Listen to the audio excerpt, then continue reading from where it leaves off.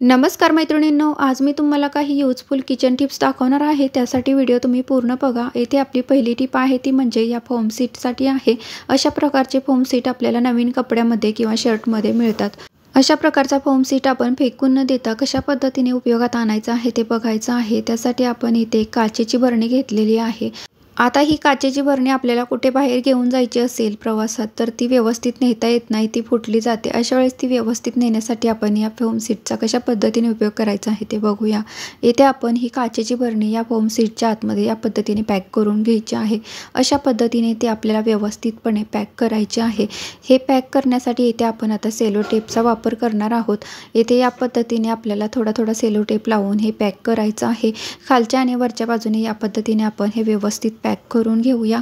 अशा पद्धतीने या फोम सीट मध्ये आपण ही काचेची बरणी पॅक केलेली आहे। आता ही काचेची बरणी या पद्धतीने अशी थोडी खाली पडली तरी ती फुटणार नाही। ती व्यवस्थितपणे आपण प्रवासात कुठेही घेऊन जाऊ शकतो। त्यामुळे ही ट्रिक आवडली असेल तर नक्की ट्राय करून बघा।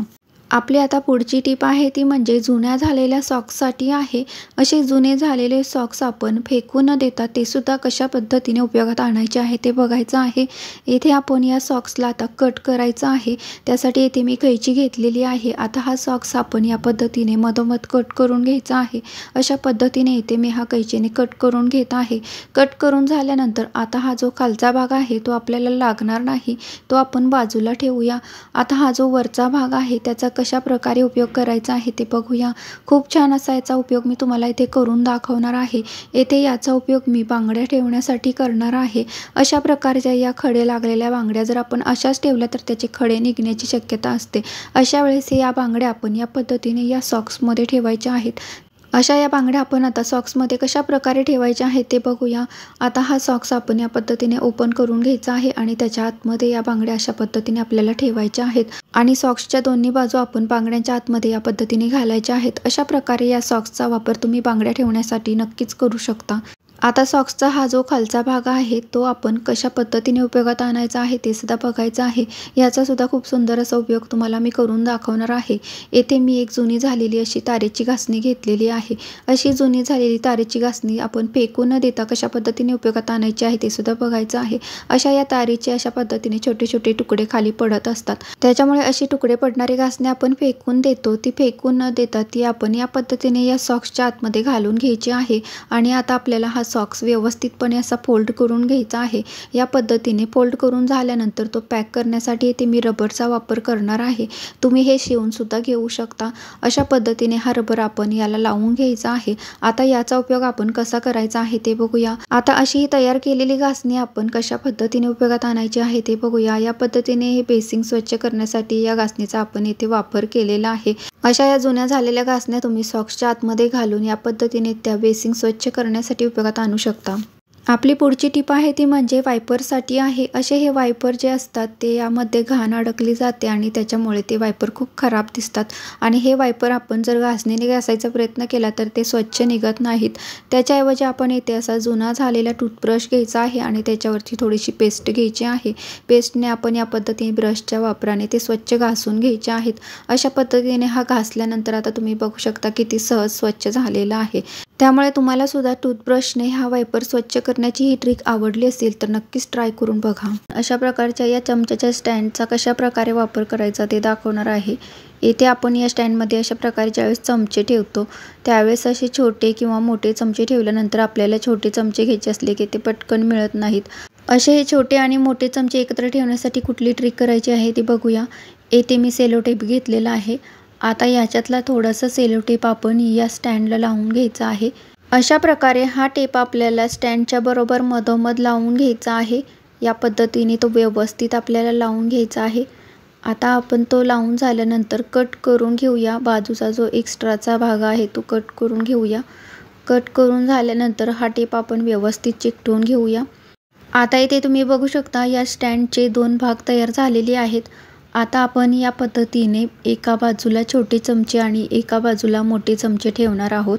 अशा पद्धतीने आपण छोटे किंवा मोठे चमचे ठेवले तर आपल्याला जो चमचा घ्यायचा आहे तो पटकन मिळला जाईल। त्यामुळे तुम्ही सुद्धा ही ट्रिक नक्की ट्राय करून बघा। आपली पुढची टिप आहे ती म्हणजे अशा प्रकारच्या या लेदरच्या शूजसाठी आहे। असेही शूज ज्यावेळेस आपण नवीन घेऊन येतो त्यावेळेस त्यांना खूप छान चमक असते, पण वापरल्यानंतर जुने झाल्यानंतर त्यांची चमक निघून जाते आणि अशा वेळेस आपल्याकडं शूज पॉलिश करण्याची क्रीमही नसेल तर आपल्याला काय करायचं आहे ते बघूया. आता इथे मी वॅसलीन घेतलेलं आहे.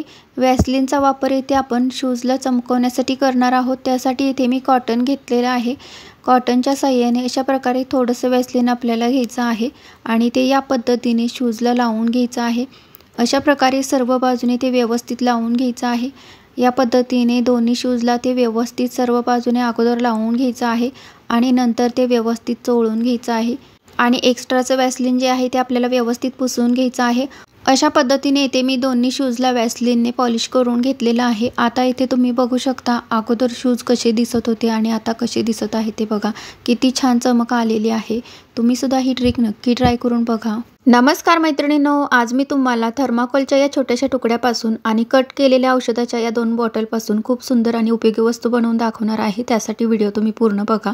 आता आपण या बॉटल्स व्यवस्थित अशा वरून कट करून घ्यायच्या आहेत. त्यासाठी आता आपण कैची घेतलेली आहे. कैचीने आपण या पद्धतीने दोन्ही बॉटल्स एकसारख्या कट करून घ्यायच्या आहेत.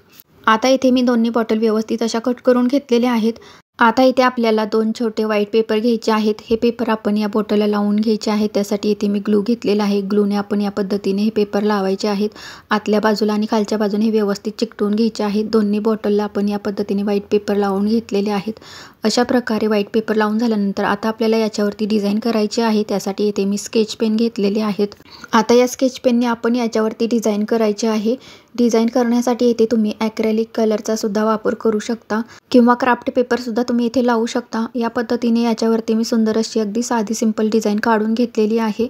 दोन्ही बॉटलवरती आपण याच पद्धतीने एकसारखे डिझाईन करून घेतलेले आहेत. आता डिझाईन करून झाल्यानंतर आणखीन आपल्याला काय करायचं आहे ते बघूया. आता या दोन्ही बॉटल आपण बाजूला ठेवूया आणि थर्माकोलचा हा छोटासा तुकडा घेऊन आपण त्याच्यावरती 2 सर्कल करून घेणार आहोत. त्यासाठी याच्यातली एक बॉटल घेऊन आपण या पद्धतीने या थर्माकोलवरती सर्कल करून घ्यायचे आहेत. अशा पद्धतीने 2 सर्कल करून झाल्यानंतर हे सर्कल आपल्याला कट करून घ्यायचे आहेत. हे सर्कल कट करण्यासाठी इथे मी चाकूचा वापर करणार आहे. पूर्ण सर्कल आपल्याला खालीपर्यंत कट करायचे नाही, थोडेसे असे कट करून घ्यायचे आहेत.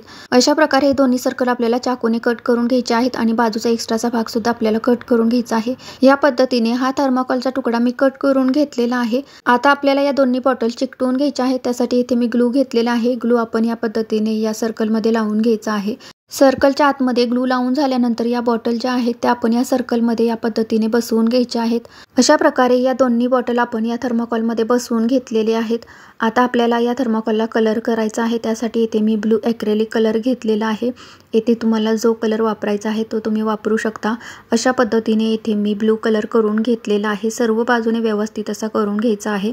येथे या थर्माकोलला कलर करून झाल्यानंतर तुम्ही याला लेस सुद्धा लावू शकता. तुमच्या आवडीनुसार तो तुम्ही डेकोरेट करू शकता. आता याचा उपयोग आपण कशा पद्धतीने करायचा आहे ते बघूया. येथे मी एक आर्टिफिशियल प्लांट घेतलेला आहे. ते आपण एका बॉटलमध्ये ठेवणार आहोत आणि दुसऱ्या बॉटलमध्ये कलरफुल पेन्सिल ठेवणार आहोत. अशा पद्धतीने थर्माकोल आणि औषधाच्या बॉटलचा वापर करून छोटासा पेन स्टँड आपण इथे बनवून घेतलेला आहे. तुम्हाला ही आयडिया आवडली असेल तर नक्कीच ट्राय करून बघा. छोटासा असा हा प्लांटर किती सुंदर दिसत आहे ते बघा. तुम्ही सुद्धा अशा वस्तू टाकून न देता त्याचा असा वापर नक्की करा.